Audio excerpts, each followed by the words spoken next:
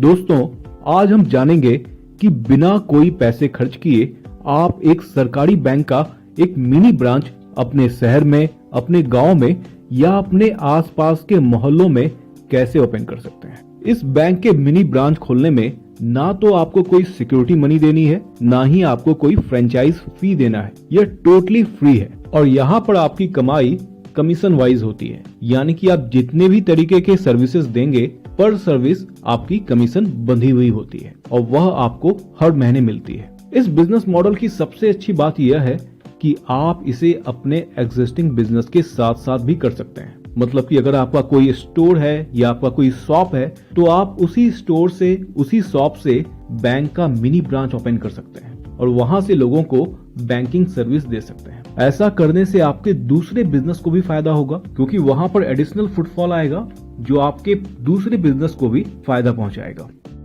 दोस्तों, आज हम इंडिया पोस्ट पेमेंट बैंक के मिनी ब्रांच खोलने की बात कर रहे हैं। इंडिया पोस्ट पेमेंट बैंक को बोलचाल की भाषा में पोस्ट ऑफिस बैंक भी कहा जाता है और यह एक सरकारी बैंक है। पिछले साल ही भारत सरकार पोस्ट ऑफिस बैंक को लेकर काफी एग्रेसिव हो गई है और इसका नेटवर्क पूरे देश में फैलाने लगी है और इसके अंतर्गत भारत सरकार इसके ब्रांचेस हर शहरों में, हर गांव में, हर गली मोहल्लों में ओपन करना चाहती है ताकि लोगों को बहुत ही अच्छी बैंकिंग सेवा मिल सके। और इसके लिए वो आपको इंडिपेंडेंट बिजनेस कॉरेस्पॉन्डेंट बना रही है जिसे कि IBC कहा जाता है। इसके अंतर्गत आप जो भी बैंकिंग सेवा अपने ग्राहकों को देंगे उसके लिए आपको कमीशन मिलेगा। और बैंकिंग सेवा जैसे कि हो गया पैसे को निकालना, पैसे को जमा करना, मनी ट्रांसफर करना, इन सब के अलावा डिफरेंट बिल का पेमेंट करना, जैसे कि फोन का बिल पेमेंट करना, इलेक्ट्रिसिटी का बिल पे करना, DTH की सर्विस का बिल पे करना, गैस सिलेंडर का बिल पे करना,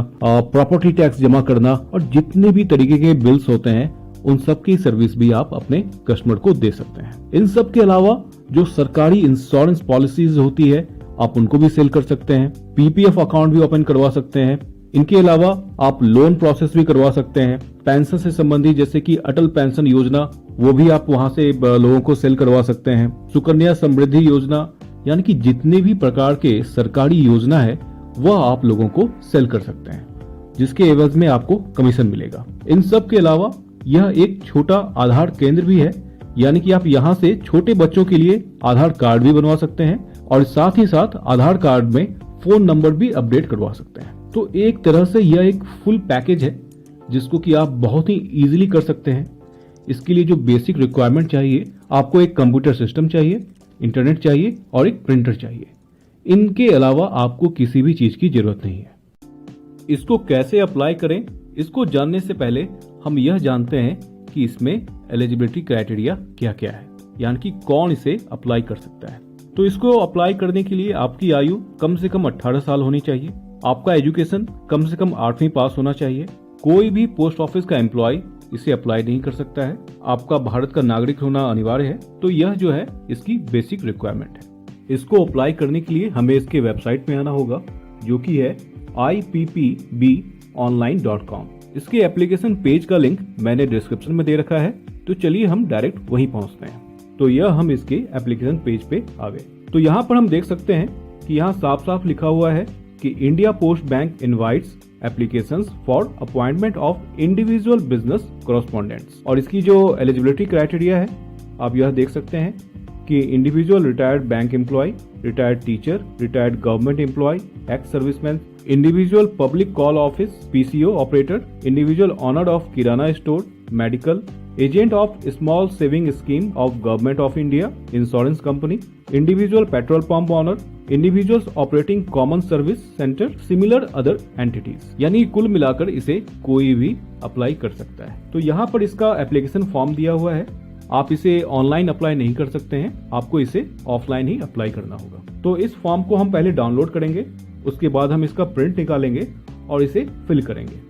तो यह इसका फॉर्म है। तो यहाँ पर आपको अपना फोटोग्राफ्स लगाना है और यहाँ पर आपको आपका नाम लिखना है, कॉन्टैक्ट नंबर, आपका यहाँ पे एड्रेस आएगा, आपका यहाँ पर पैन नंबर आएगा, आपका ईमेल आईडी यहाँ पर आएगा। यहाँ पर ये आपका लैटिट्यूड और लॉन्गिट्यूड पूछ रहा है। लैटिट्यूड और लॉन्गिट्यूड आप अपने मोबाइल पे गूगल मैप ओपन करेंगे तो आपका करंट लोकेशन पे जब आप उसके पिन पे राइट क्लिक करेंगे तो वहां पर यह आपको आपका लैटिट्यूड और लॉन्गिट्यूड दिखाएगा। यह जो पहला नंबर है यह आपका लैटिट्यूड होता है और यह जो दूसरा नंबर है यह आपका लॉन्गिट्यूड होता है। तो इसी दोनों नंबर को आपको यहाँ पर लिखना है। इसके बाद आपको यहाँ पर फादर्स नेम देना है, मदर्स नेम देना है, डेट ऑफ बर्थ देना है, नेशनलिटी देना है, प्रूफ ऑफ आईडी प्रूफ देना है, आपको यहाँ पर अपना बैंक का डिटेल देना है। अगर आपके पास पैन कार्ड नहीं है तो आपको यहाँ पर फॉर्म 60 भी फिल करना होगा और उसके बाद आपको यहाँ पर साइन करके यह फॉर्म अपने नियरेस्ट पोस्ट ऑफिस में जमा करना होगा। इसके साथ में आपको लिस्ट ऑफ डॉक्यूमेंट्स भी लगाने हैं,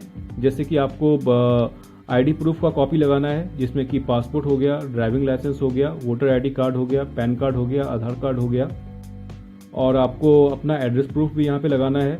अगर आपका कोई शॉप है या कोई आपका दुकान है तो आपको उसका लाइसेंस लगाना होगा। Sales and income tax return आपको उसका कॉपी लगाना होगा। जीएसटी सर्टिफिकेट आपको उसका वो लगाना होगा या वैट है तो वो आपको लगाना होगा।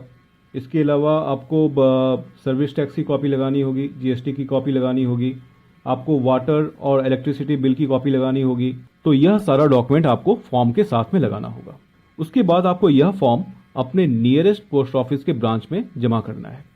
तो किस किस ब्रांच में आप जमा कर सकते हैं यहाँ पर उसका भी डिटेल दिया हुआ है। उसको चेक करने के लिए आपको फिर से इस पेज पे आना होगा।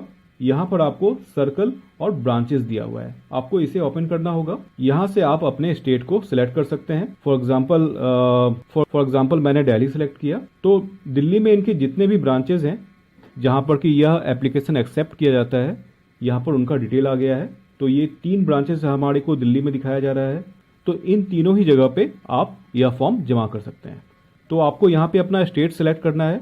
उसके बाद जो भी आपका नियरेस्ट ब्रांच है वहाँ पे आप यह फॉर्म जमा कर देते हैं। इसको जमा करने के 15 से 20 दिन के बाद आपको एक नोटिफिकेशन आएगा और आपके पास कॉल आएगा और उसके बाद आपको एक पर्सनल इंटरव्यू के लिए बुलाया जाएगा जहाँ पर आपके ये सारे डॉक्यूमेंट्स फिर से वेरीफाई किए जाते हैं और उसके बाद उनकी एक सर्वे टीम आपके लोकेशन पे आती है।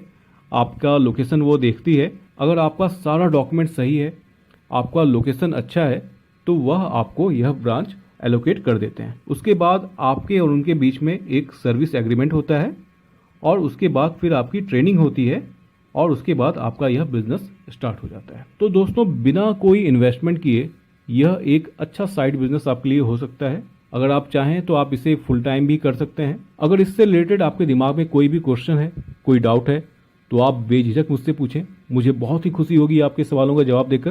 दोस्तों नए बिजनेस आइडिया पे मेरे और भी वीडियोस हैं जिसका लिंक मैंने नीचे डिस्क्रिप्शन और ऊपर आई बटन में दे रखा है। इस वीडियो को देखने के बाद आप चाहें तो उसे भी देख सकते हैं। अगर आपको ये वीडियो अच्छी लगी तो वीडियो को लाइक जरूर करें और चैनल को सब्सक्राइब भी करें ताकि आपको हमारी सारी वीडियो टाइम पे मिलती रहे। मिलते हैं फिर अपने अगले वीडियो में, तब तक के लिए बाय बाय।